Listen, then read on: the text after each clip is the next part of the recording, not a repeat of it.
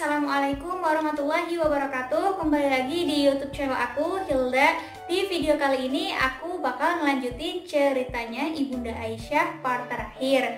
Nah, di part terakhir ini banyak sekali hikmah-hikmah dan juga pelajaran-pelajaran yang dapat kita ambil, yang dapat kita aplikasikan gitu kan di era modern saat ini.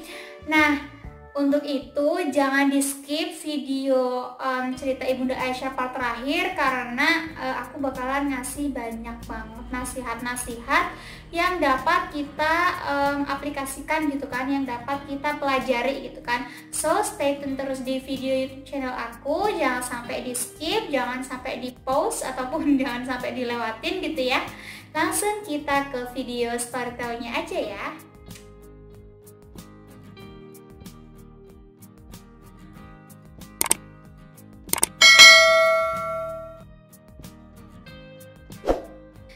Ibunda Aisyah merupakan sosok yang sangat ahli dalam bidang ilmu fikih, dalam bidang ilmu faraid, dalam bidang ilmu kedokteran, dan juga dalam bidang ilmu puisi atau kesusastraan. Bahkan gitu ya, ada para sahabat yang ia datang gitu kan jauh-jauh dari luar kota Madinah untuk berilmu dan berguru kepada Ibunda Aisyah ini. Misal ilmu-ilmu kedokteran gitu ya, ia mampu memberikan alternatif yang dapat ia berikan gitu kan untuk menyembuhkan orang yang sakit. Terus kemudian banyak sekali ilmu-ilmu kesusastraan gitu kan, mulai dari menyampaikan bait puisi, menulis puisi, dan juga kata-katanya ini benar-benar tidak bisa diikuti oleh sastrawan yang lainnya gitu kan. Bahkan Ibunda Aisyah ini adalah sosok sastrawan yang sangat bagus sekali gitu ya, setiap bait dan juga katanya gitu kan. Nah, jadi pada suatu ketika ini ada seorang sahabat yang namanya itu Ziyad bin Abi. Nah, pada saat itu ia pernah bertengkar gitu kan, bukan bertengkar, pada saat itu ia menceritakan bahwasanya Ziyad bin Abi ini dan juga Muawiyah pada saat itu ia sempat bertengkar di suatu peperangan gitu kan, di Baki kalau nggak salah.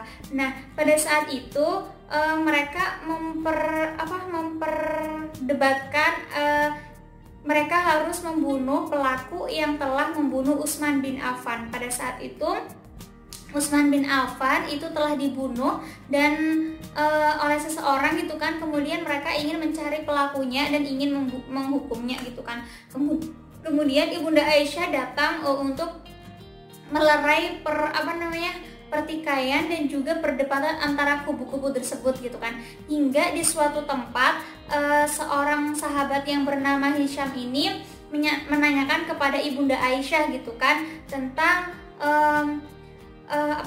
ilmu kedokteran gitu kan pada saat itu. Kemudian Ibunda Aisyah menjawab bahwasanya yang ia dapatkan dari ilmu-ilmu kedokteran itu ia belajar dari Rasulullah, karena pada saat itu saat ia sakit ia benar-benar dirawat oleh Rasulullah, dan Rasulullah banyak memberikan pelajaran-pelajaran dan juga ilmu-ilmu yang dapat ia kuasainya hingga saat ini. Begitu juga saat Rasulullah sakit, Ibunda Aisyah merawatnya dengan ilmu-ilmu yang telah diberikan oleh Rasulullah ya, ilmu-ilmu kedokteran tadi yang telah diberikan oleh Rasulullah kepada Ibunda Aisyah. Dan Ibunda Aisyah benar-benar mempraktekkan hingga ia benar-benar menguasai seluruh ilmu-ilmu kedokteran. Bahkan ia juga menjadi kayak ketua bukan ketua kedokteran ya, kayak ketua para medis pada saat perang gitu kan. Terus kemudian Ibunda Aisyah ini setelah wafatnya Rasulullah, ia masih taat beribadah, masih rajin menjalankan sholat malam dan menjalankan puasa gitu kan, Senin Kamis dan juga puasa-puasa yang lainnya. Beliau masih continue gitu ya, konsisten gitu untuk menjalankan ibadah-ibadah yang telah dilakukannya pada saat Rasulullah masih hidup gitu. Jadi ia benar-benar termotivasi untuk terus beramal soleh, untuk terus melakukan kebaikan gitu kan, meskipun suaminya telah meninggal, meskipun panutan dari seluruh umat muslimin itu telah wafat gitu kan. Nah, hingga pada suatu ketika Hisham bin Amir ini dari cerita Hisham bin Amir, bahwasanya ayahnya ini pernah mendengar Ibunda Aisyah ini setiap kali berbicara gitu kan pasti ia melantunkan puisi, melantunkan bait puisi. Jadi kayak kata-katanya tuh bener-bener indah banget gitu ya, meskipun kayak ngobrol doang gitu kan, kayak sharing, tapi ia selalu menyelipkan bait-bait puisi gitu di dalam percakapan mereka gitu ya. Meskipun terkadang ayahnya Hisham bin Amir, si Amir ini ayahnya Hisham, dia tuh sampai terkagum-kagum gitu kan. Bahkan si Muawiyah bin Abi Sufyan ini sosok yang kita sebut sebagai sastrawan ya pada saat ini, ia benar-benar sangat terkagum-kagum dengan setiap bait dan juga setiap baris puisi yang telah diucapkan oleh Ibunda Ummul Mukminin Aisyah gitu kan. Nah, hingga pada suatu ketika ayahnya ini wafat gitu kan, Abu Bakar ini wafat, lalu kemudian Ibunda Aisyah menyiapkan kain-kain baru, kain kafan maksudnya, menyiapkan kain kafan baru untuk diberikan kepada Abu Bakar gitu kan. Kemudian pada saat itu Abu Bakar melihat Ibunda Aisyah membawa sekantung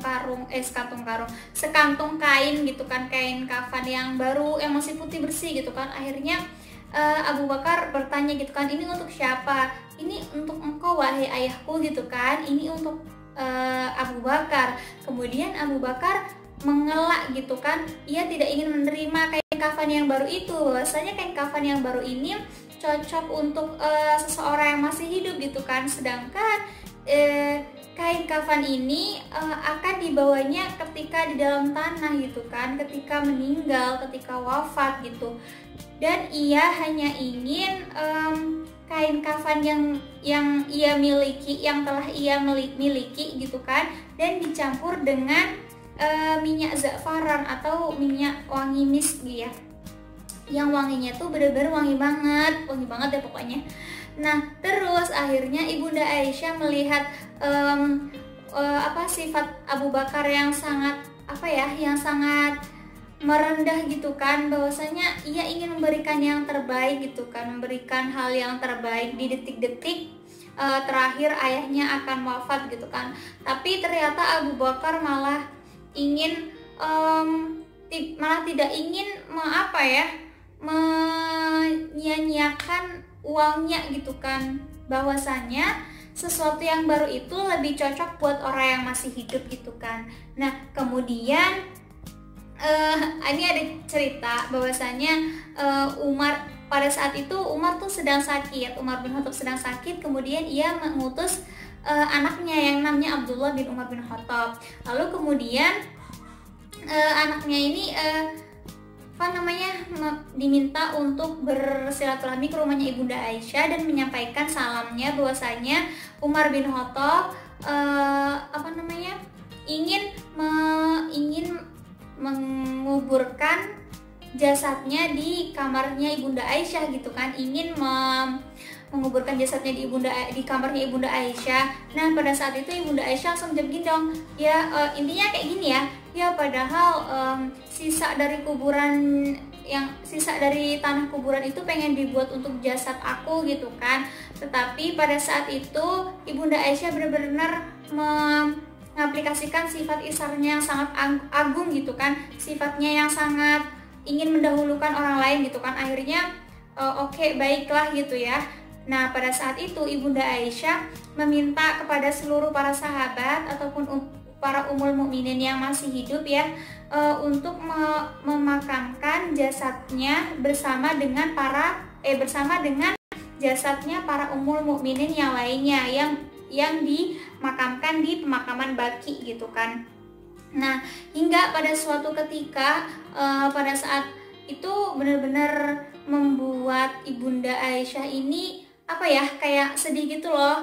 Padahal para kaum muslimin ini belum memiliki fondasi yang sangat kuat, tapi udah ditinggalin gitu kan sama Nabi Muhammad. Nah, ini ada suatu bait ya yang dibacakan oleh Ibunda Aisyah gitu kan kepada para kaum muslimin. Nah, baitnya ini merupakan puisi dari karya seorang sahabat yang bernama Labid. orang-orang yang menjadi panutan telah tiada. Kini tinggallah aku bersama orang yang tak berguna, seperti kulit luar pada tubuh orang yang gatal-gatal. Nah, jadi karena Rasulullah telah wafat dan meninggalkan para kaum muslimin pada saat itu, sehingga para kaum muslimin benar-benar kebingungan gitu kan untuk mencari panutan siapa lagi gitu kan, kecuali Abu Bakar dan para khulafaur rasyidin yang akan menjabat dan menggantikan kepemimpinan Rasulullah gitu kan.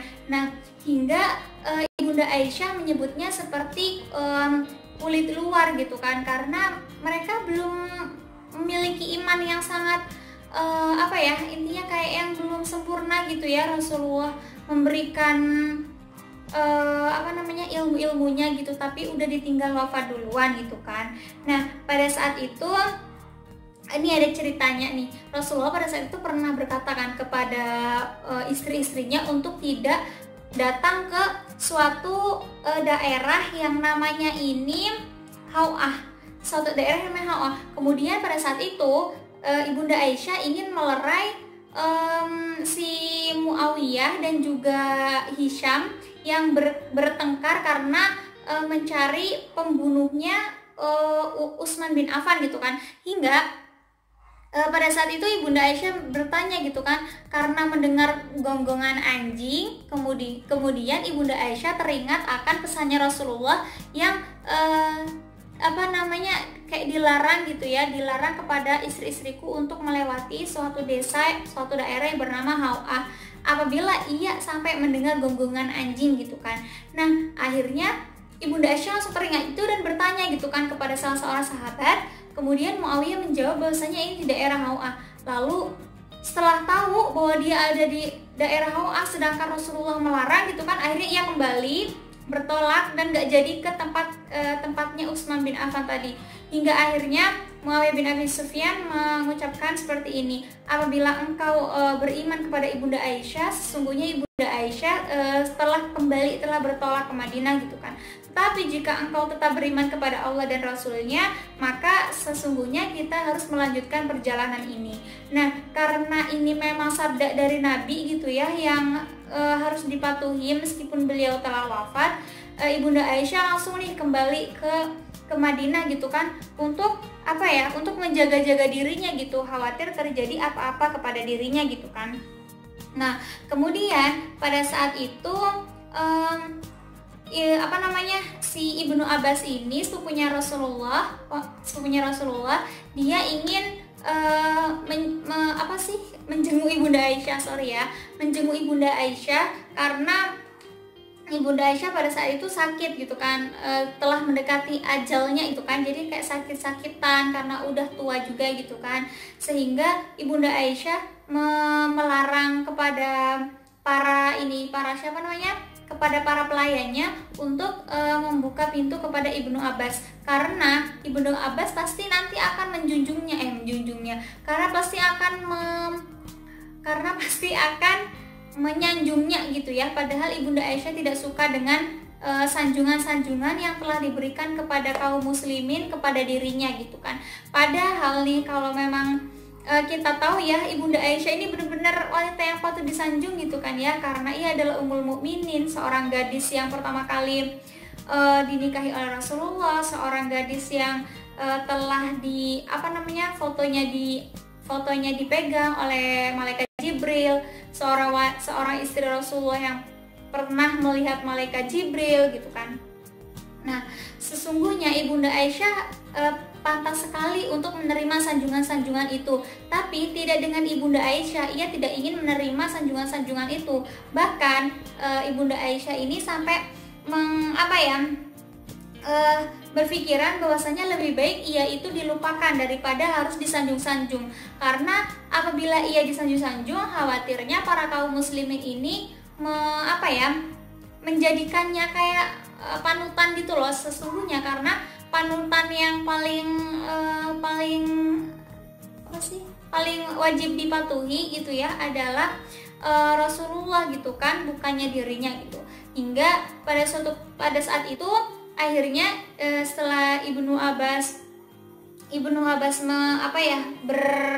konsiliasi gitu kan bersama para pembantunya. Akhirnya pembantunya mengalah dan masuk ke dalam. Akhirnya Ibunda Aisyah membiarkan Ibnu Abbas untuk menjenguknya.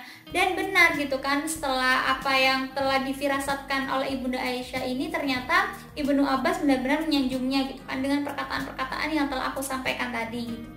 Lalu kemudian setelah saat Ibnu Abbas ingin pulang, Ibunda Aisyah mengucapkan demikian, bahwasanya ia tidak ingin disanjung-sanjung seperti ini. Ia hanya ingin para kaum muslimin ini melupakannya gitu kan, perlahan-lahan gitu kan. Meskipun banyak sekali para kaum muslimin pada saat itu yang ingin berguru kepada dirinya, yang ingin menjadikannya kayak sebagai panutan gitu, tapi Ibunda Aisyah tidak menginginkan hal itu gitu kan. Nah, hingga pada suatu ketika Ibunda Aisyah benar-benar menutup matanya terakhir kalinya gitu ya. Dan pada saat itu ia benar-benar kembali ke Ar-Rafiqul A'la, ke tempat yang paling mulia, ke tempat yang paling tinggi di akhirat sana. Dan pada saat itu ketika Ibunda Aisyah wafat ini, itu tuh di tanggal 17 Ramadan. Pas itu umurnya bener-bener masih masih belum terlalu tua gitu ya. Tetapi para istri-istri Rasulullah yang lainnya menghormatinya gitu kan, sampai mereka banyak yang menangis pada saat Ibunda Aisyah telah wafat. Terutama nih para kalangan kaum muslimin yang pada saat itu lagi dekat-dekatnya gitu kan dengan Ibunda Aisyah, karena Ibunda Aisyah seorang guru terbaik, seorang guru faraid, dan dia juga guru ilmu kedokteran gitu kan. Banyak sekali dari kalangan kaum muslimin yang menangis terseduk-seduk karena kepergiannya Ibunda Aisyah gitu kan. Lalu kemudian di saat Ibunda Aisyah ini wafat gitu kan, Ummu Salamah lah ya gitu ya, orang yang pertama kali mengumumkan ketiadaannya Ibunda Aisyah di dunia ini. Hingga setelah beritanya tersebar gitu kan, nah mulai saat itu banyak sekali dari kalangan kaum muslimin yang merasa kehilangan gitu kan. Para istri-istri Rasulullah yang lain merasa turut bersedih juga gitu kan, karena salah satu saudaranya telah dipanggil oleh Allah Subhanahu wa taala. Nah, mungkin itu ya cerita endingnya Ibunda Aisyah, sosok yang sangat inspirasi sekali gitu kan. Sosok yang sangat disucikan dari 7 lapis langit gitu kan. Bayangkan kalau Nabi Yusuf itu disucikan oleh seorang anak kecil tapi ia buta, dan Ibunda Maryam disucikan oleh seseorang bayi yang masih ada di dalam kandungan, tetapi dengan Ibunda Aisyah ia langsung disucikan oleh Allah Subhanahu wa taala gitu kan. Ia langsung disucikan oleh sang pemilik dunia dan akhirat gitu kan. Hingga pada akhirnya Ibunda Aisyah menjadi seorang ummul mukminin yang patut untuk disanjung, tapi ia tidak ingin disanjung, malah ingin dilupakan oleh para kaum muslimin. Nah, sekian dulu, semoga ceritanya menginspirasi kita semua wahai para kaum wanita, dan juga semoga kita dapat mengaplikasikannya di dunia ini, di era saat ini gitu ya.